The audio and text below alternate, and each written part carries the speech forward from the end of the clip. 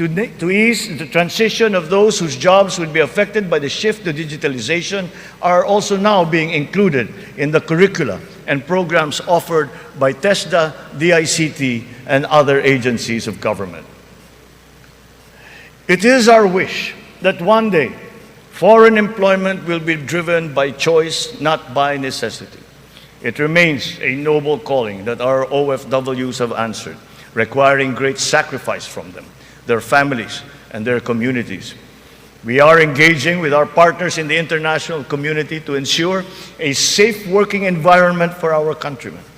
And as we do so, we are also putting in place responsive mechanisms for the social welfare, repatriation, and reintegration of our returning OFWs into the Philippine economy.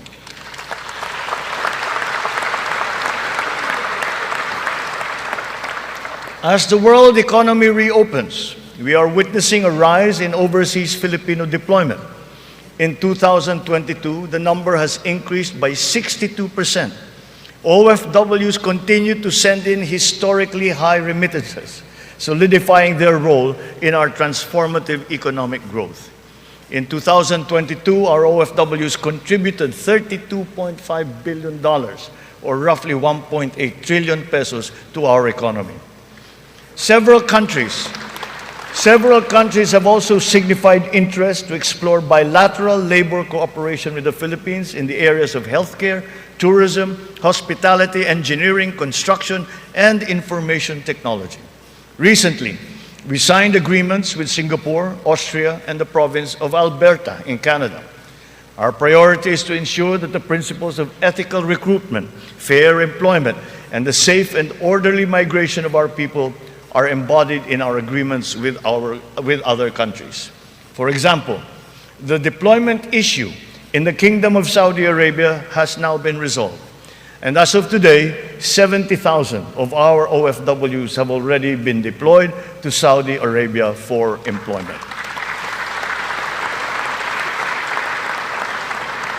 Moreover, the unpaid salaries and other related claims of some 14,000 OFWs who have been put out of work in Saudi Arabia during the pandemic are now being processed. The Crown Prince of the Kingdom of Saudi Arabia himself personally committed to me that the unpaid claims of Filipino workers would now be paid.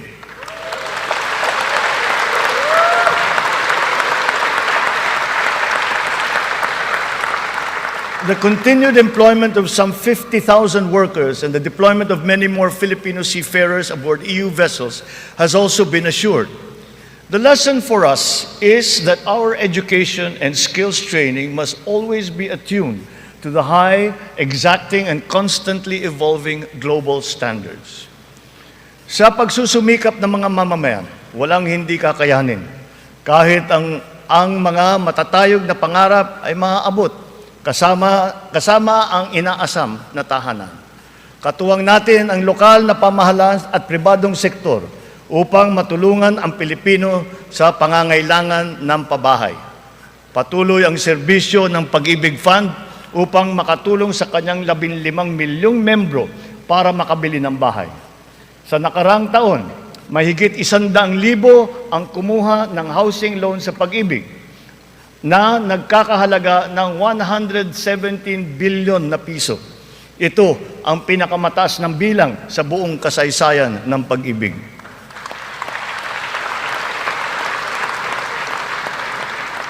Itong nakalipas na taon, mahigit 148,000 na kabahayan at mahigit 30,000 mga Certificate of Eligibility of Lot Award ang naipamahagi sa Luzon, sa Visayas at sa Mindanao, sa ilalim ng sari-saring mga programang pabahay ng pamahalaan.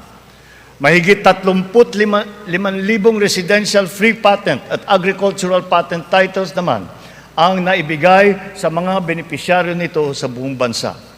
Hindi pa dito natatapos. Papalawigin pa natin ang ating programa sa abot-kayang pabahay, lalo na para sa mga mahihirap nating kababayan. Itong nakalipas na taon, inilunsad natin ang pambansang pabahay para sa Filipino Housing Program o 4PH. Nagkaroon na tayo ng groundbreaking sa 25 lugar sa iba't ibang bahagi ng bansa. Nagpirmahan na rin ng kasunduan upang simulan ang mga proyekto sa mahigit 100 lokasyon.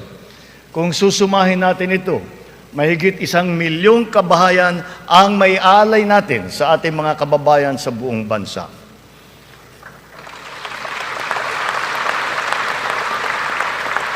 The building blocks of progressive, livable, and sustainable communities will never be complete without appropriate and responsible action to mitigate and to adapt to the effects of climate change. We can never lose sight of our responsibility to the future. The economic agenda cannot and will not ever be incompatible with our climate change agenda. Climate change is now an important criterion in our integral national policies, in planning, decision-making, up to the implementation of programs. The potential advantages of such enlightened policies extend to jobs and livelihood, with the unlocking of the development of the green and blue economies. We have learned many painful lessons from past disasters, but we continue to be alert and prepared in our disaster response. It has in fact been commented that sometimes we are over-prepared for such natural disasters. Well, to continue that, we are reorganizing our response teams to make them more adaptable, agile, and effective in times of calamities and crises, with a clear unity of command. Our evacuation centers are being upgraded to withstand the greater forces of the new normal of extreme weather, as well as other natural and man-made disasters. Furthermore, new evacuation centers are also being built, of which 55 have already been completed. We remain committed to global decarbonization goals and the reduction of our carbon footprint. We preserve and protect the treasure that is our forests. Their value to the environment, to the ecology, and the economy is incalculable. We have adopted the concept of the circular economy, using nature as our model. The aim is to keep raw materials in a closed loop. In our world with scarce resources, the circular economy allows us to fully use these resources, minimize waste, and reduce the need for new resources, just as it is in nature. Just like our climate change action, this new system requires the participation of all sectors of society, up to each individual citizen, for it to succeed. Only a whole of government and whole of society approach will enable us to do all of these. It is necessary to apply all the resources that are at hand if we are to progress as quickly as we need to. Collaboration is the key between and among government offices, and between government and the private sector, between industries and the academe, between government and international partners, and most importantly, collaboration between and among our populace. Kakailanganin natin ang tulong at kakayahan ng buong pamahalaan at ng buong bansa. And so, we shall do the same for the next 5 years. We seek not only to become more effective, but more, to become truly transformative. This approach will be operationalized through the interagency cooperations, as well as through coordinated efforts between and among the 3 branches of government and the independent constitutional bodies. We have organized private sector advisory councils and national local mechanisms to establish the needed linkages. Once again, on this same principle, I urge the government to enact a new government procurement law and a new government auditing code.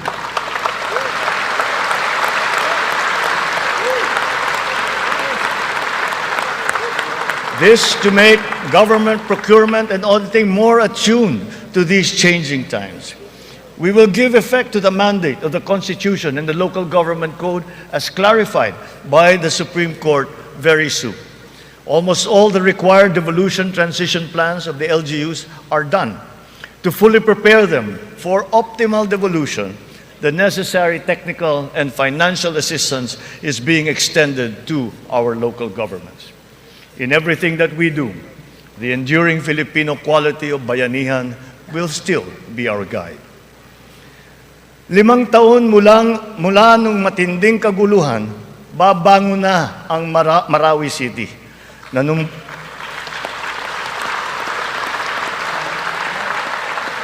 Nanunumbalik na ang sigla sa pamayanan, maraming proyekto ang nakumpleto at mga infrastrukturang naitatayo. Kasalukuyan na tayo nagpoproseso ng tulong pinansyal para sa mga biktima ng Marawi Siege upang sila ay makapagsimula muli. Naway mamayani ang pag-asa.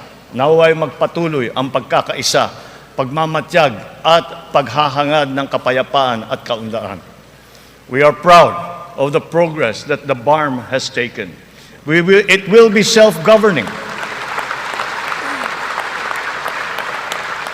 It will be self-governing, it will be progressive, and it will be effective. But this was only made possible because of the cooperation of all key groups. We talked to the local governments, the royal families, the MNLF, the MILF, were all consulted and represented in this transition phase. The international community has also supported us in this smooth transition. Former adversaries are now partners in peace. Its functions have been defined and its basic laws are now being written. Through the BARM, we have strengthened the nation's prospects for finally achieving sustainable progress anchored on a true and lasting peace in southern Philippines. We will continue to support the progress of the BARM, apace with our singular vision for all Filipinos.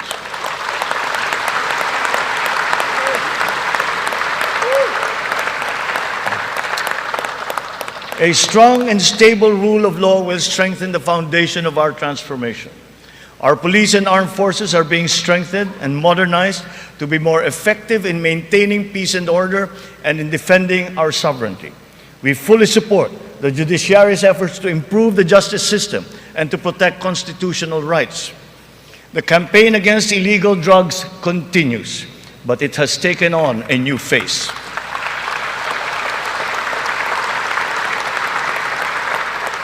It is now geared towards community-based treatment, rehabilitation, education, and reintegration to curb drug dependence amongst our affected citizenry. Last year, we launched the Buhay Ingatan Droga'y Ayawan or BIDA program and established an additional 102 Balay Silangan Reformation Centers nationwide. We will relentlessly continue our fight against drug syndicates, shutting down their illegal activities,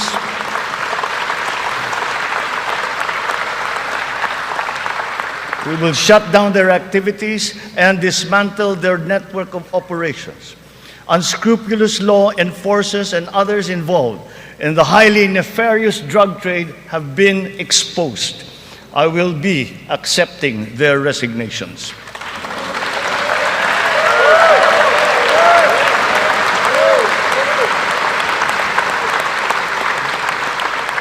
In their stead, we will install individuals with unquestionable integrity who will be effective and trustworthy in handling the task of eliminating this dreaded and corrosive social curse.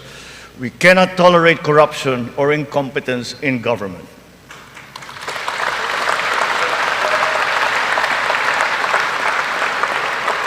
For almost half a century, some of our fellow Filipinos have taken to arms to make their views known and felt.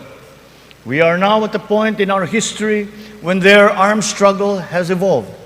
We have now progressed together towards peace and development.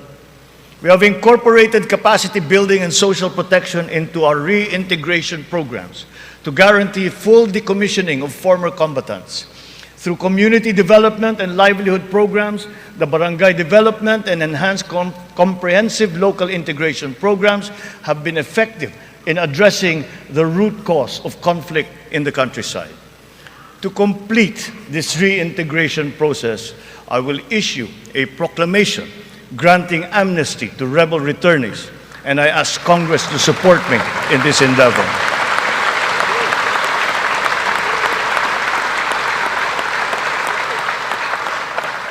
Our journey to progress requires not only unity and social cohesion amongst our people. It is also imperative that our nation remains intact and inviolable, our sovereignty preserved.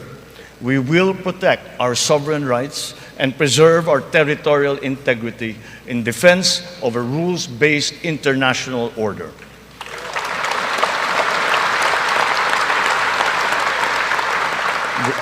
With our national interest paramount, we will always pursue constant dialogue and diplomatic approaches to the resolution of any issue that may arise.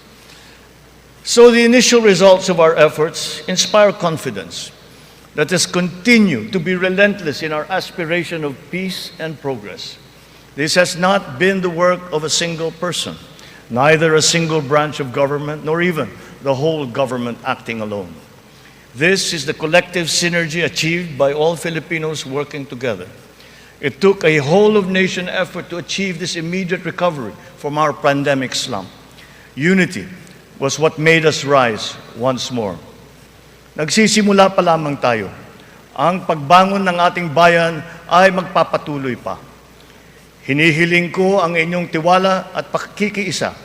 Sa ganitong paraan, makakamtan natin ang ating tanging hangarin, ang maginhawa, matatag at panatag na buhay para sa lahat ng Pilipino.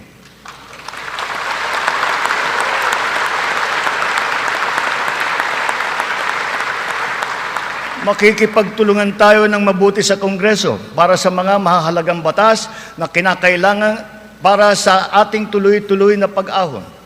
And once again, I appeal to Congress for its support for the following priority legislations. The essential tax measures under our medium-term fiscal framework, such as excise tax on single-use plastics, VAT on digital services, rationalization of mining fiscal regime, motor vehicle users charge, road users tax, the military and uniform personnel pension, amendment of the Fisheries Code, amendment of the Anti-Agricultural Smuggling Act, amendment of the Cooperative Code, new government procurement law, new government